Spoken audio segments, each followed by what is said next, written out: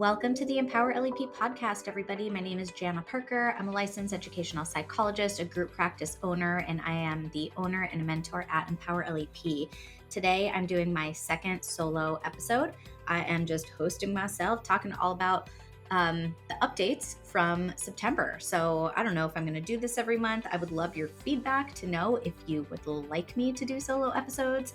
Let me know, please. But I had a lot of really great feedback from my last one. So I thought, you know what, let's just do another solo episode. Let everybody know what's going on, all of the things that have happened within the month. And I hope that you enjoy this episode as much as I enjoyed recording it. Hope to see you all at CASP. I'm here by myself again. I decided I was going to do another solo episode. I got a lot of good feedback from the last solo episode I did about a month ago, and I thought I'd fill you in on all the things that have happened since September 1st. It is now October 8th, and so it's been like a month. And I listened back to where I was on September 1st, and it just kind of made me giggle a bit because so much has happened since then. So I'm going to fill you in. Like, this is like the reality of what has happened in my practice and in my life over the past 1 month. Okay, so here we go. I am podcasting now from a new venue because I am now in my new office because we did move. So last weekend we packed up and we moved over to a larger office suite. I am thrilled with how it turned out. Thrilled with how it turned out. So I posted some pictures on Instagram and I will post more and a little video or something when we're totally done. Some of the rooms we were still waiting to get painted. And so I don't know, it'll probably be another week or so before it's completely done, but I'm so excited. So right after, I want to say mid-September, I had kind of made the decision that I was going to move, but I had not yet signed the lease. But I was like, okay, we're moving. We're really doing this. We had to go back and forth a couple times. And even though my financial advisors said, you can do this, if I really think about how much money I am spending now in rent, it is crazy. Like, those are the kinds of risks that I guess you have to take when you are in a business that's growing. But I can't even really think about how much money it actually is because it scares me. But that just means that I'm committed to a continually growing and thriving practice. And again, like, if I'm doing everything the way that I have been advised to do it, and continue to have the business to support the practice, fingers crossed, then everything should be okay. And this is also what I mean when I was talking about how, in order to have a growing, thriving practice, you have to have your financials situated in a way that's going to continue to allow you to have profit to invest back in the business. So by me doing this, I am basically saying, okay, staff and families, I am committed to making Mind by Design a staple in our community. I want this to be a place where my staff can come and thrive and feel comfortable and like they work in a place that they feel really good about. So now everybody has a window, which was really hard for some of my staff who were like, I'm in this room for a couple of hours a day. I have no window. And for some, that might seem like no big deal. For others, it's very important. They want to be in a place that has some natural sunlight, and I get it. So now there is a window in every one of our 7 rooms, and it is like fresh paint, carpet, wallpaper, everything, furniture. It looks amazing. So I really want this to be a place where my staff and the families that we support want to come and spend some time. All right. So here's the thing. If you're like most of us when we started out, there's probably one part of running a private practice that's a bit intimidating. It's all the systems, the decisions that you have to make about email, your phone systems, tracking leads, and especially, I would say, having to get everything HIPAA compliant. This is just something totally new to us as LEPs. And this is also why I put together an LEP Practice Essentials course. So it's the course that has templates and guides that I wish I had had. It has straight answers to the questions that we all have, but we don't want to spend hours and hours researching. So from HIPAA basics to choosing your EHR, it's all there so that you can get things done right and just get back to building your client list and doing what we're all really here to do, which is make an impact. You can check out Practice Essentials at empowerlep.com and you can save yourself so many headaches. This is literally the course that I had wished that I had had, or that information that I had wished that I had had when I started my practice. And I have put it all together for you so that you don't have to think about that. Okay, so back to middle of September. So I left and went on quote unquote vacation to the home we have in Idaho. And so I was in Idaho. And while I was in Idaho, all of this stuff happened. I signed the lease, but before that, I had a paint consultant come and do a walkthrough on FaceTime with my staff and the building manager. I had to order wallpaper, have it expedited, have the wallpaper guy scheduled to come, have the wallpaper delivered here, have the tile ordered, have the tile for the fireplace come to the building, have the tile guy come, somebody let him in, sign the lease. I also interviewed 11 people while I was gone. I I hired somebody. Like, so many things happened and I was on a vacation, quote unquote. Okay. So what was so cool about that experience was a couple of things. Number one, I was doing my job from another state and I was handling business. And I was also walking my dog down to the lake every couple of hours. It was amazing. Like, never in my school career could I live a life like that. And I just felt like I was living the life I wanted to have. I was like literally living my dream. I have I had two of my staff really take the reins to help me manage the practice as we were in this transition and as I was gone. And it all worked out beautifully. I have like staff who care and who jump in when needed.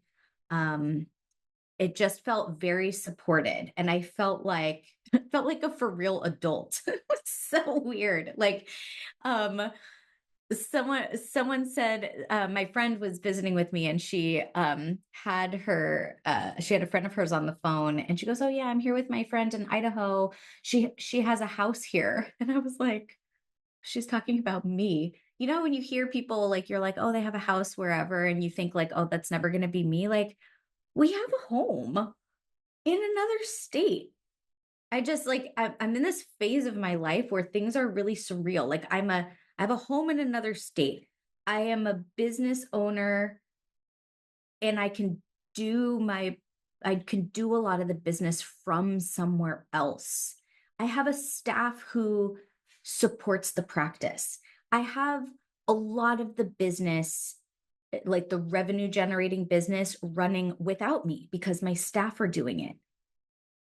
I'm like, pinch me. You know, I feel so fortunate. And I just said to my husband the other day, because like he knew me at the end of I met him at the end of my school district career. I met him, a few years before I decided to make this move. And he was definitely an integral part of me feeling like I could take a leap. And it was really a lot of his support and belief in me and my therapist that helped me like finally get to the point where I felt like I could take a leap and do something different than work within the safety of the school district.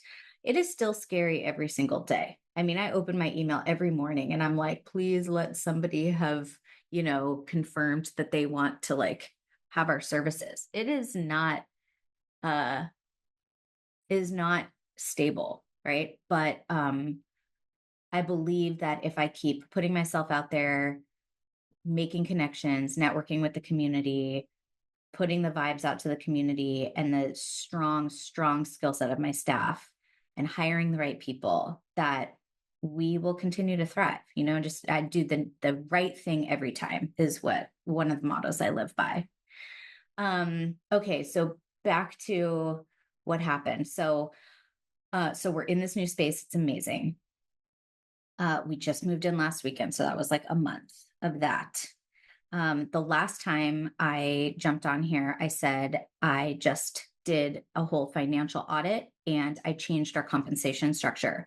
And I was hopeful that that would not have any significant impact on my staff, but you know what? It did. And that is just kind of something that comes with the territory. So, a couple of my staff have decided to move on, and not really because of the financial, or not really because of the compensation structure change so much as it was just kind of like okay, we're doing this. It's kind of like a big transition. And now is actually a good time for me to transition out to these other things that I want to do. So I'm saying goodbye to three very loved staff for their own personal reasons. So the transition to this has been bigger now than I thought it would be. So I will likely be hiring some psychologists soon. Right now we're doing okay with what we have, but I anticipate the need as the school district or as the school year goes on that I'm gonna need a bit more psychology staff. What else happened? Well, I was going to have a new admin starting the day after, and that lasted a day. It did not work out. So I was still in a position where I was running and managing the whole practice by myself. And so at that moment, at that time, I was like, okay, well, we're just going to have to pivot. And my two kind of like most, my two of my staff who work the most with me, jumped in to provide more support. So it actually kind of worked out nicely because now like they picked up on things really quickly because they're part of the system already. And so it was also kind of a little nice to just not have to teach somebody everything. But in the interim, I was like, okay, I really have to make sure that I hire somebody amazing. Like I have to really, really have a thoughtful process on how I'm going to hire the next administrative person. And then part of me was like, do I really need somebody full time? What do I want this person really to do? I worked with my business coach to try to like figure out what it was I really needed in a person. Like, what are the things I really need this person to be able to do? And I got really clear on that. And then I put an ad out on Indeed. I got a lot of applicants. I interviewed 10 people, and I found my unicorn. So my unicorn has started. And this is like, so now I'm in that phase of teach somebody everything that's in my head and see, if this one works out. I'm super, super hopeful. So we're coming up on, so like we're in this last week before CASP. And I want to air this on Friday before CASP. So like I'm literally going to air this right now. If you are going to CASP, I would love to connect. Please find me. I will be there all day Tuesday and all day Wednesday, and I leave on Thursday morning. So if you see me, please say hi. I'll be out and running around. I'm just presenting on Wednesday, a couple of sessions. If you haven't signed up yet, please come. I'm presenting again on business basics. It's just an hour. I don't know how I'm going to squeeze everything I want to say into 1 hour, but I'm going to do my best. And then I'm presenting on academic achievement for school psychologists and LEPs, because it is critical that we, in both roles, understand the importance of academic achievement assessment and how we can either, as LEPs, be doing and understanding what it is that we're doing it, and interpreting it. And then if we're school psychologists, how do we really understand what our special education teachers, for the most part, are doing, and how do we use that to help us determine eligibility and how to help kids? So I will not be upset if you don't come, because as, again, I look at the roster of who's doing what when, and I'm like, there are literally, I think, 6 different talks I want to go to while I am presenting. I was like saying like, good job, CASP. But now I'm like, what the heck did CASP do? They put all of us who would potentially want to see each other, go to each other's like talks at the same time. I mean, I know they have to fit everything in, but I'm like, oh my gosh, there are so many things that I want to go to. So if you miss mine, I will try not to be upset, because I do completely understand that there are very interesting things going on at the very same time that I'm giving a talk. If you are not going to CASP, really try to go to your affiliate or state affiliate trainings throughout the year. I cannot say enough good stuff about professional development and continuing education. Even if you don't need hours, quote unquote, continue to learn. It is one of the best things that you can do for yourself and your professional growth. I also want to say that the last time I was on the episode, I was talking about how I had a close colleague who passed, and as I was moving in here, I was just like thinking about how she is one of the people who would have been so happy for me and so proud of me, and I would have shared this time with her. And it's very strange to just not have her here to share this experience, you know? And so this is just kind of like another tribute to her. Her memorial is coming up. I'm actually going to be in New York while that's going on, so I can't go. But again, it just makes me think about how we need to really take time for ourselves, and in all of the support that we provide for others as mental health professionals, it's important that we also take care of ourselves. I also didn't realize that on September 1st, when I gave this the last episode, it was Suicide Awareness Month. I didn't even realize that at the time. So it was, I guess, timely.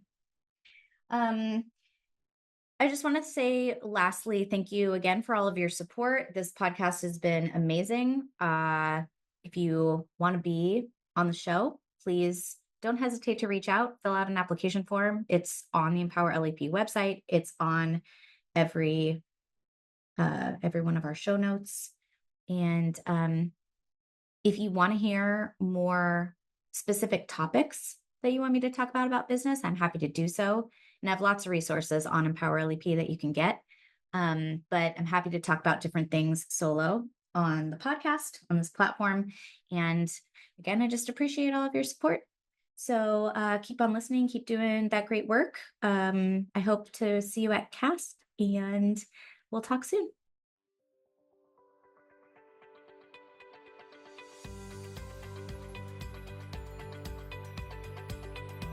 Thank you for listening to the Empower LEP podcast. Episodes can be found at empowerlep.com. If you liked what you heard, please leave a 5-star rating and review on your favorite podcast player. If you'd like to be a guest on the show, or if you have any questions for me, don't hesitate to connect. I would love to learn more. I can be found at Jana at empowerlep.com.